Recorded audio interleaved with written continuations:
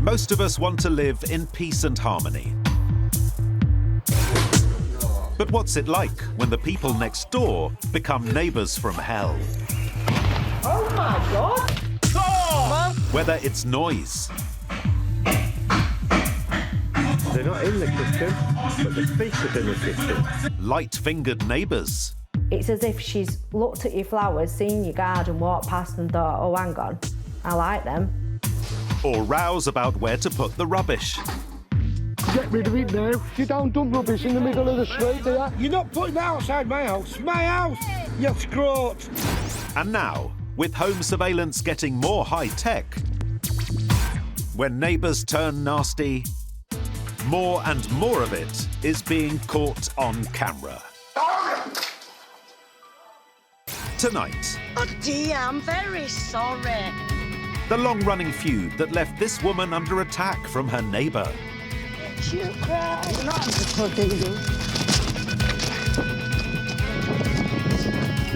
People don't understand what I went through that day. It's terrible. You'll be chased by your neighbour. When parking wars break out on your street, meet the neighbour you wouldn't want to block in.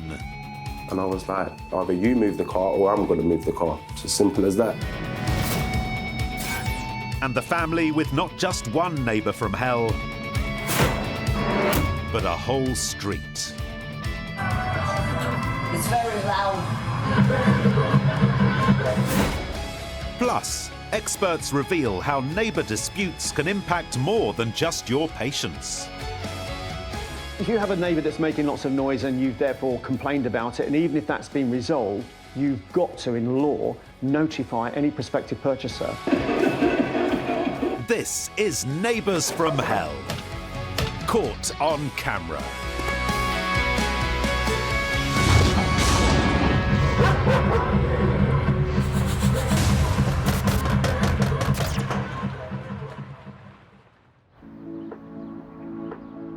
When you live next to a nightmare neighbour, it can make life a misery.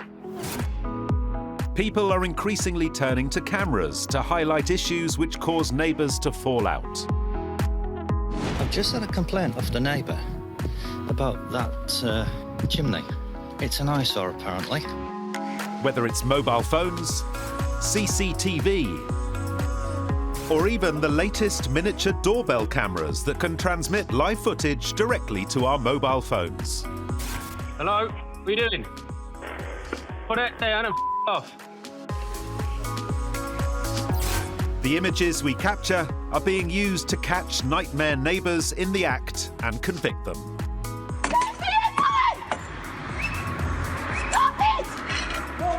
Oh, where She's assaulting him.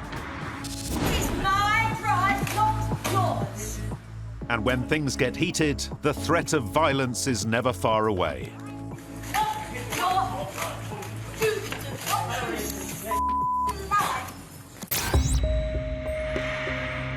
For mum of two, Sarah, her footage helped convict her next-door neighbour after a long-running feud, which caused anxiety and stress. It was very tense. It's very, very stressful. Both, you know, my husband and I have felt a lot of anxiety and stress from it. Sarah decided to install CCTV on her house.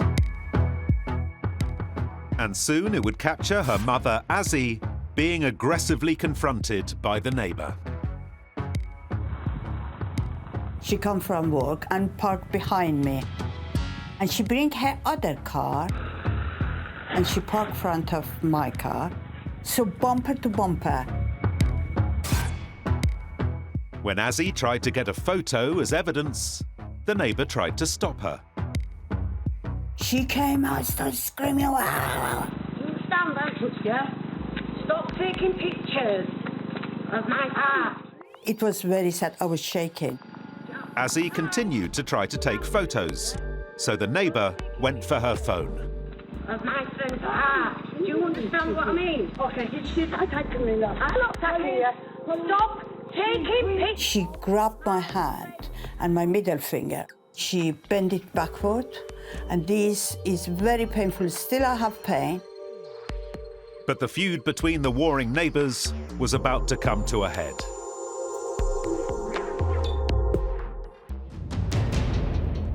As Azzy set off from the house one day, the neighbour followed her down the street, cup of tea in hand. Realising she was being followed, Azzy started to record on her phone.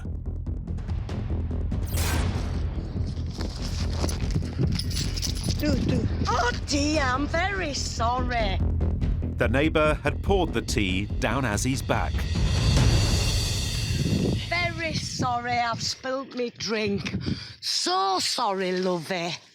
What an accident. Accidents happen. Realising her actions had been caught on camera, the neighbour once again tried to grab Azzy's phone. You're not recording you. Azzy ran back home. But the neighbour wasn't finished. She threw the mug at the house. Hello, look, excuse me. I felt so sorry for my mum. She's a very nice woman, wouldn't hurt anybody, and then just seeing the tone of her voice, oh, I'm sorry. Oh, I'm sorry. I didn't... So horrible and, like, humiliating. It really was. I just felt sick to my stomach, really. Oh dear, I'm very sorry. Following the incident, the police were called. Azzy's footage led her neighbour to plead guilty to assault. She was sentenced to a 12-month community order. It's like mental torture, really. She is a typical schoolyard bully. People don't understand what I went through that day. It's terrible. You'll be chased by your neighbour. This is disgusting. Very sorry I've spilt me drink. So sorry, lovey. Thankfully, most of us have more considerate neighbours. When this man collapsed, seemingly drunk, on next door's front step, Yes, yeah, good. Get up. his next door neighbour helped him to find his front door. Sorry. Sorry. Are you going in? Yeah, I think so. Yeah? You got your key? Yeah. Right. I'll split it. Most neighbours get on, at least to a certain level. I think we know each other less, but particularly in times of crisis, we do help each other out. Andrew Leakey is a mediation expert who's helped resolve hundreds of disputes between warring neighbours. The difficulty is you can choose your friends, you can't always choose your neighbours. And that means that disputes can arise from people that are just thrust together in some ways. One of the most common causes of disputes between neighbours Don't think about putting your in my bin, you nasty. is over bins. My neighbour thinks it's okay to dump your rubbish in my garden. Caught red-handed, darling. According to a recent survey, in the last year, 1 in 9 of us have fallen out with a neighbour about where to leave our rubbish. This is my next door neighbour's garden, full of horticultural plants, household rubbish, building rubbish, stinking mattress, and that is the yard. Unbelievable, isn't it? My 76-year-old mother was paid into the system all her life and worked hard. I still live next door to this. Isn't it disgusting? This local resident is being made to clear up his rubbish by a neighbour who's recording him on his mobile phone. You're just taking a now. Listen, mate, it's all your I'm joking. Why are you doing it? It's mine. Yeah, but why are you doing it? Yeah, but why are you doing it? Mistake.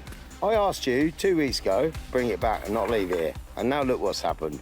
The squirrels, the magpies, the blackbirds, whatever they're called, the crows and that, they're just taking the and you're taking the. His neighbours say they eventually proved this man was the culprit when they discovered some of his mail in the discarded bin bags. Yeah, well, there we go. You're on camera, and enough's enough. Right. Recent statistics estimate that fly tipping costs the UK taxpayer just under £60 million a year. And in Walsall, Craig knows how annoying it is when your neighbours don't take care of their rubbish. Fly tipping happens quite often in the area. You normally contact the council and they'll move it within 5 to 7 days, but it does happen. But one day, Craig caught the fly tippers himself red-handed and decided to confront them. Put it back in your car and get rid of it now. As I pulled into the street, I just saw the two lads leaning the mattress up against the tree and they went to walk off. And it turns out these two were his neighbours. As I got closer, I stopped them and asked them what they was doing with the mattress, and they said they was leaving it there. And I said, you what? And they said, we're leaving it here. I goes, no, you're not. And that's when I started to record. I'm recording you and I'm sending it to the police. Okay. Yeah. Send the police. Yeah, we'll send the police, mate. They wasn't trying to make any excuse. They were just adamant that they was going to leave it there. Get rid of it now. Okay. Get rid of it. Well, it was the only way that they might have took the mattress back is if I did start to record them and threatened them with the police. Realising they'd been caught out, the two neighbours picked up the mattress to take it away. Very good, mate, very good. Yes, I am. Yeah, because I don't want people dumping rubbish in the street. But only a few yards down the road, tensions flared. Don't speak too bad with me. I don't care, mate. You don't dump rubbish in the middle of the street, do you? Get rid of it, get rid of it. Get rid of it. The one lad wearing the shorts, he was a bit more argumentative. He wanted to leave it there, and the other lad wanted to take it back home. Craig didn't believe his fly-tipping neighbours would take the mattress home with them, so he continued to follow them. I'll record you to your house. I'll record you to your house. I felt a little threatened by the one lad. He kept taking a step forward or two. I'll record you to where you're going. Oh, no. Yes, mate. Yes, mate. You'll bring your car. Go. You'll bring your car. Take that mattress. Yes, I'll live there. I'll live there. Okay, I'll live there. And that's shortly after that is when they said they was going to dump it on my drive. Well, it helps, mate. Go. I put that one. Go. Okay. Yeah, all right then, mate. Yeah, you want to put it round by my house? That made me a little angry. You know, the cheek of saying that. Come on, man. You go. Please. No, get rid of the mattress. Come on, man. Take it back to your house. And that one is mine. Take it back to your house. No. Take it back to your house. No, man, this is Right, mine. mate. Craig persisted, and eventually the neighbours backed down. I explained to the two lads where the tip was, which is literally 5 minutes. You can walk there in 5 minutes.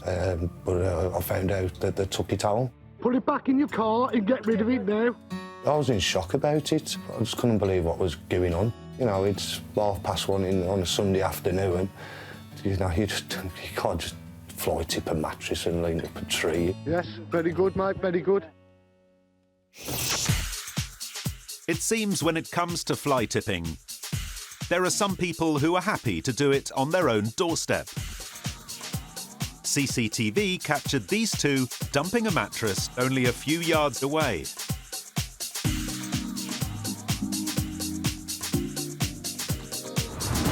Mike Stigwood is an environmental health expert who knows full well the impact fly tipping can have on communities. There are serious effects from fly tipping. There's the unconscious element of you just see a neighbourhood that is not clean, that looks like it's not cared for, and then more widely rat infestations and pest problems that arise from it, and then contaminated materials that you just don't know what they are. Where are you taking that? In Bradford, this driver caught his neighbours in the act of dumping an old armchair in his street. You're not putting that outside my house. You're not putting it outside. It's my house. You scrot. He made it his mission to not let them get away with it.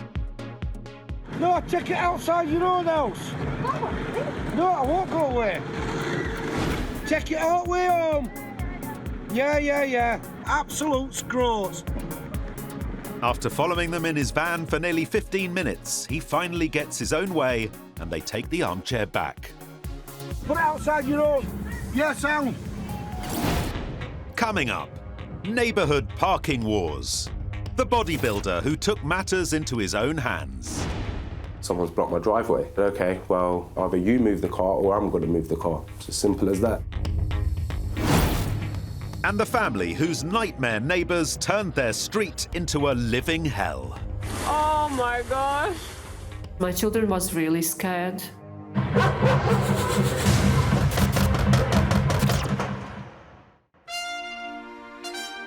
Getting on with our neighbours has long been part of the British way of life. National events like royal occasions often brought the neighbourhood together. Whole streets have suddenly erupted in a kaleidoscope of flags, bunting and people. Well, we always do celebrate down this street, particularly anything that's going like that.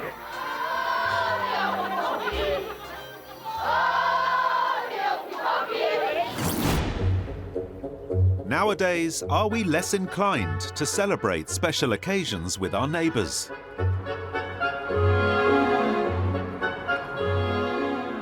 At Christmas, some make an effort by putting on a show for the whole street. But there will always be a few who take it too far. In Blackpool, one resident ended up with a visit from the police. Hello? What for? Where? The man's neighbours weren't happy about his less than festive light display. The police tried to persuade him to take it down. How's it offensive? That looks like a penis, that's like a bell, and that says end. Why don't you just put Merry Christmas up like everybody else? When he refused, I'm not taking the lights down. It's too late to take them down. he was arrested on suspicion of a public order offence, showing that this kind of antisocial behaviour is no laughing matter. Don't piss outside your own house. While antisocial behaviour on your doorstep can take many forms, Don't piss here, mate. I'm filming you. Don't piss outside your own house. it can make life in your own home complete hell. Pity the residents of this street who had to endure an unwanted daytime rave. While this disturbance was eventually wound up, for Diana, her husband and their 5 children, the antisocial behaviour on their street became a never-ending hell. They moved here from Latvia 9 years ago and at first enjoyed life on their street. For a while, it was quite a good area for maybe 3, 4, 5 years. The problems began when thieves attempted to break into their house. Somebody tried to open our doors and somebody tried to climb in our garden. We just decided to put a CCTV on to secure our family. Over the next few months, Diana would record some shocking scenes as her neighbourhood turned into a complete nightmare.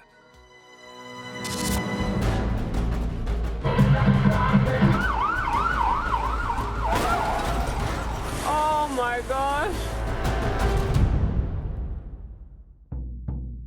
The issues with the neighbours started when a couple of families moved in. They put their rubbish outside just on the road. The biggest pile of rubbish on the street we've seen is 5 or 6 feet high.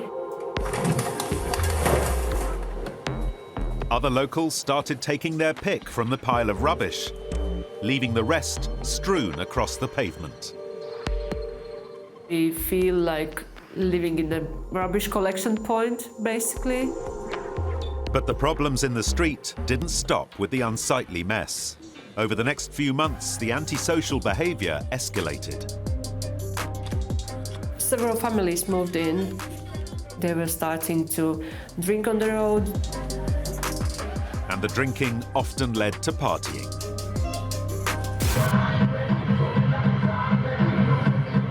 They put very, very loud music. These parties, they keep my family awake. It's very loud. We can't even watch TV properly. To make things worse, music would continue late into the night. We have night parties on a regular basis. One evening, Diana filmed the noise into the early hours.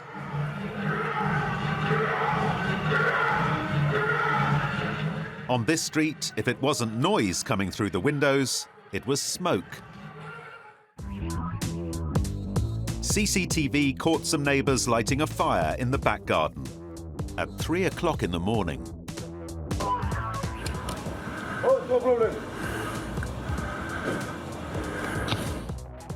And one night, the cameras on the front of the house captured a terrifying scene.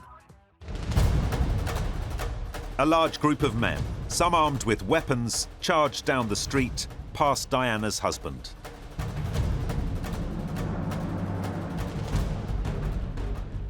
As the neighbourhood from hell became a hotbed for antisocial behaviour, the police were called out on a regular basis.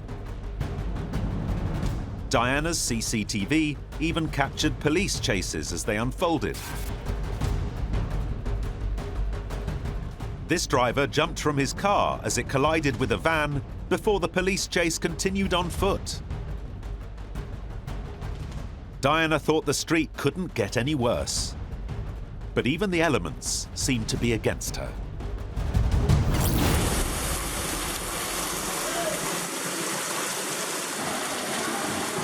Oh my gosh. While the weather eventually improved, the antisocial behaviour continued. Diana and her family got so fed up, they decided to expose their neighbours from hell by uploading their footage to the internet. My husband decided to put some of the clips on YouTube just to show the society what is really happening, what is going on the road. Diana's footage got more than 250,000 views online. 4 months on, and the noisy neighbours have moved away. Diana says the neighbourhood from hell has finally started to improve. At the moment is more quiet, there is no rubbish, there is no shouting. They has calmed down. Diana and her family have had years of disruption to their lives. But they're not alone. In a survey, 1 out of 5 Brits said they've contacted the police due to an issue with a neighbour. Antisocial behaviour is certainly all-encompassing. These people have no real boundaries and therefore are prepared to either assault you, whether it's physically or verbally, or take retribution some other way. You're going to be a very special person if you're going to confront them. So most people would avoid that. This is something the police and other authorities, like the local authorities, should be addressing and dealing with.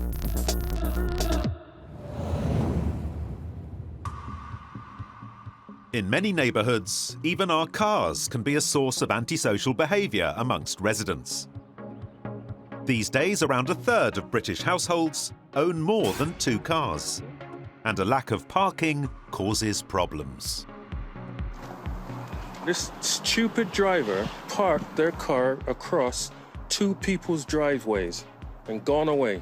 Idiots. In their desperation to park, some people don't seem to care if they block in their neighbours. All I want to do is come out, get into the car, and then drive it off. But I can't. Stupid. They've parked across my drive. In Luton, Abby got involved in a long-running parking war with one of her neighbours. Spaces in the street are at a premium, so residents are forced to park wherever they can. It would just be a case of wherever you can find a space without obstructing anywhere, any place, blocking anyone's driveway, or anything like that. It's just wherever you can find a space. Abby's driveway has only got room for 1 vehicle, so sometimes she was forced to park outside a neighbour's house. She says this led to a heated confrontation. It became a parking war. It wouldn't have been otherwise. When Abby continued to park in front of her neighbours, one morning they blocked her driveway with their car, which meant her son couldn't leave. But a solution was about to present itself, in the form of Abby's bodybuilding nephew, Hakan. I woke up, was just about to call my cousin to go to the gym because he's my training partner. He turned around and said, "Can't go anywhere, someone's blocked my driveway." I said, "Okay, well, I'll come over, give me a second, we'll see if we can resolve it." Hakan and his cousin went to ask the neighbour to move their car. And I was like, either you move the car or I'm going to move the car. It's as simple as that. Hakan wasn't making an idle boast. This footage shows him taking part in a strongest man competition. The heaviest thing I have pulled would be an 8.5-ton truck, and that was done on grass as well. And so for Hakan, lifting a small car would potentially be light work.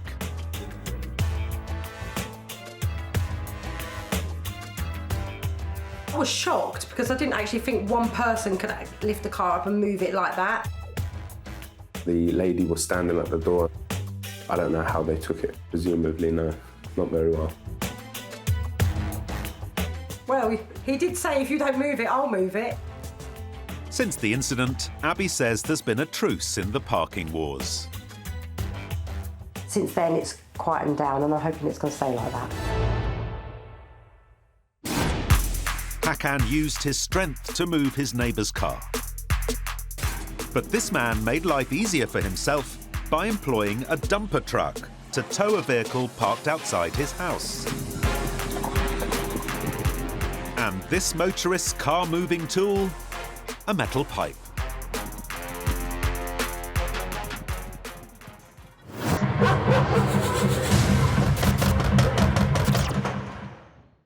If you own your own property and are thinking of moving on, complaining could also have financial implications.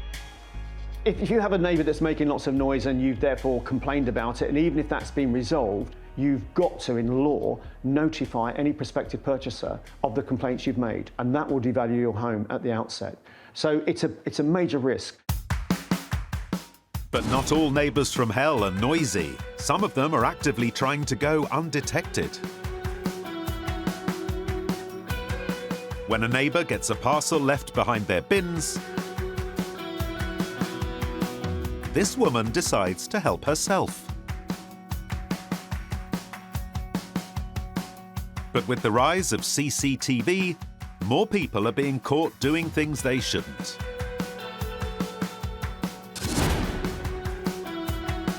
Like this young man who took a shine to a gnome,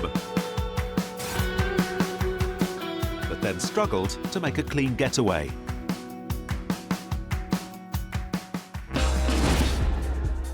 This neighbour had issues with next door's wind chimes. So he removed them, before immediately destroying the evidence on a bonfire. It seems that nothing is out of bounds for the opportunistic neighbour. These two shameless women are helping themselves to their neighbour's freshly laid lawn.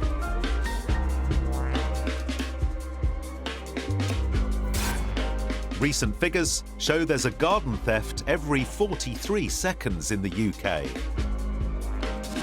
Something Kirsty in Warrington knows all about. She relied on CCTV footage to prove a neighbour had stolen from her newly renovated front garden. As I've walked up the path, I've noticed something's not right. The hanging baskets that I put up, one of them was missing. So I've had a look round and noticed that there's some other plants missing. When Kirsty checked the CCTV footage, she was astonished to see just how brazen the thief was, although she didn't yet recognise the culprit. I saw this lady. She looks like she's looking round to see if there's anyone there. Then she just walks in through my gate with her bag and with her trowel, and then just openly starts digging up the flowers, blatantly picking the plants that she wants.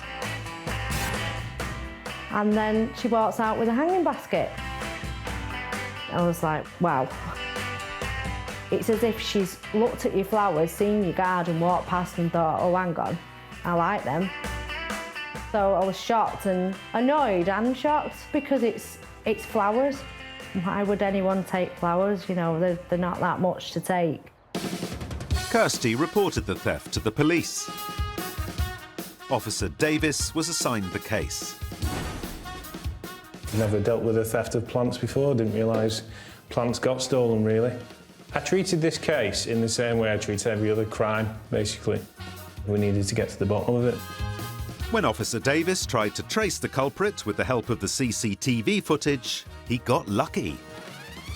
One of my colleagues had identified her. I knew exactly where she lived because she was known to police. The suspect was one of Kirsty's neighbours, and when Officer Davis went to her house, he discovered the stolen plants had already been replanted in front of her property. So he decided to dig them up. But rather than just return them to Kirsty, Officer Davis and his colleagues went above and beyond, giving her front garden a surprise mini makeover. One of my friends actually messaged me, do you know there's a riot van outside your house planting flowers? I decided to replant them, give them the rightful home. I actually thought it was a joke. I was like, you know, please don't plant flowers, especially not in a riot van. I tried to do gardening. I've just moved into a new house. This job gave me good training for that, really. I was like, wow, I didn't think that police would do that, you know. It was really nice of them. It was a good end to a bad story, really. Kirsty's neighbour was later arrested and ordered to pay £75 in compensation. Coming up, the ultimate neighbour from hell. Pushed me down and then put the gun on the back of me, and I thought that was it. Could you be living next door to an illegal drug den? I was very angry, you know, very angry and very annoyed. And the neighbour who turned up just in the nick of time. Mike is definitely a hero neighbour. I dread to think what could have happened. It could have been so much different.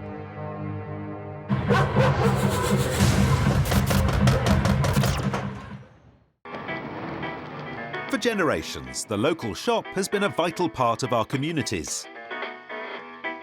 Somewhere for neighbours to stop and chat, as well as top up on the basics. Do you always buy your groceries at the large stores? No, not by any means. Where do you usually get them? I prefer the small shops, because I think they get to know you and you get more personal attention. Today, the local shop is still seen as a vital part of many communities. But in Leicestershire, shopkeeper Sibu had a neighbour turn against them when he launched a late-night armed raid on the premises. Sibu and his colleague Najib were in the shop when the man came in brandishing a weapon.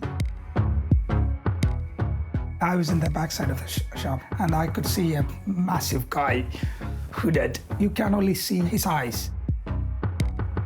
But Sibu didn't immediately recognise the man as his neighbour. He went straight to Najib, who was in the counter. Hand over the money, I'll kill you. The attacker was now pointing what turned out to be an imitation firearm in Najib's face. But he soon turned his attention to Sibu. He saw me and he rushed towards me. When he comes towards you with a gun outright, it's frightening. So he pushed me down and then put the gun on the back of me, and I was petrified. I thought that was it.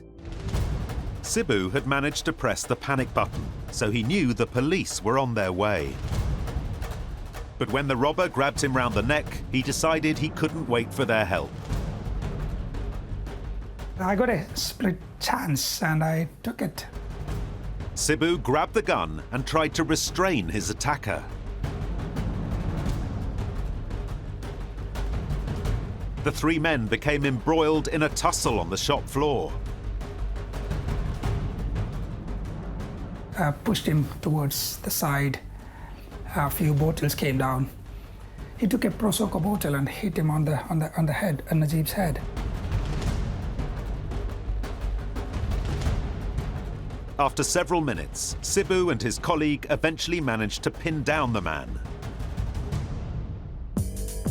It was only as they took off his mask that they realised they'd been attacked by their neighbour. The very first moment I took off his mask, and I know this guy, and he's my customer. The police soon arrived and the neighbour was arrested.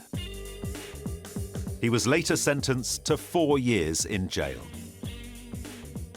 I never had to go through anything like that in my whole life, and I hope I will never will. But Sibu's grateful the rest of his neighbours rallied round after the attack.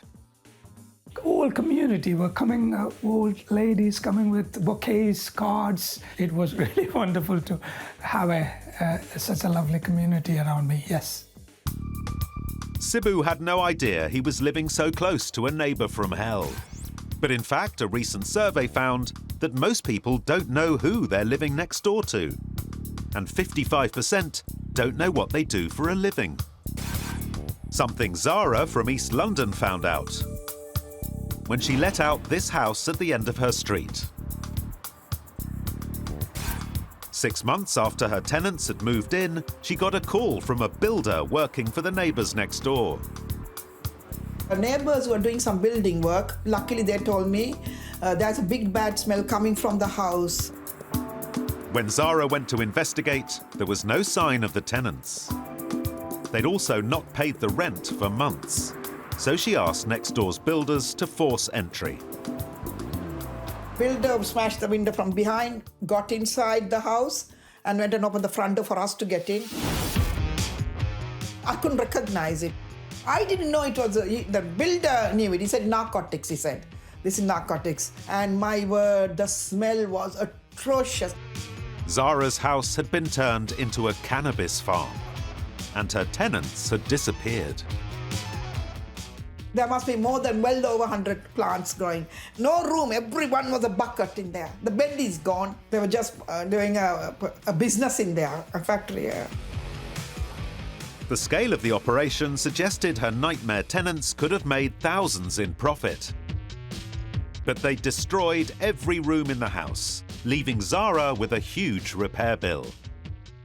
He fooled me. I was very angry, very angry and very annoyed. Zara's tenants turned out to be neighbours from hell, but surely they can't all be bad. Fortunately for most of us, they aren't. In fact, some neighbours are there for us at our time of need. Whether we're snowed in or stranded by floods. In Manchester, these neighbours helped rescue an elderly man from his house by using a wheelie bin as a boat. In Plymouth, Mike came to the rescue of his neighbour when he spotted some unusual activity in next door's garden.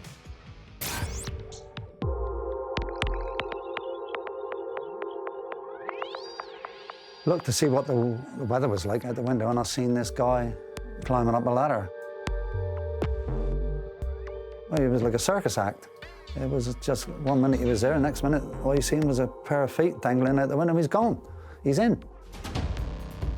Moments later, the owner of the house, Trudy, arrived back from walking her dog. Literally just taking off my welly boots and there's a knock at the door and I'm a bit annoyed and think, oh, who's that? I'm literally just come back from walking the dog. It was Mike. He'd gone round to alert Trudy there was someone in her house. You know, there's a burglar in the house. You're in the house with him. What do I do? That moment is just a sheer moment of panic. Trudy quickly phoned the police from the porch.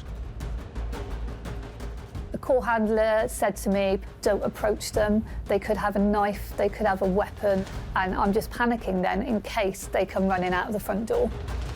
Well, I could see with this face at the window, as he looked out, I looked up, he shot back. So I'm thinking now he's in a panic mode. Anything could happen now. With the police en route, the burglar was moments away from being caught. I think the burglar would have just been in pure panic mode. He would have been thinking, how can I get out of here? The man jumped 12 feet from a first-floor window and made a run for it down a side passageway. But the CCTV helped police identify the intruder, who, it turned out, was also a local resident. He was later convicted and received a 2-year suspended prison sentence. Mike is definitely a hero neighbour. If it wasn't for the fact that he'd bothered to come down and knock on the door, I dread to think what could have happened. It could have been so much different. Most of us want to get along with the people next door. Very sorry, I've spilled me drink. But when things turn ugly, people are increasingly turning to cameras. I'll record you to your house. To fight back against neighbours from hell. No,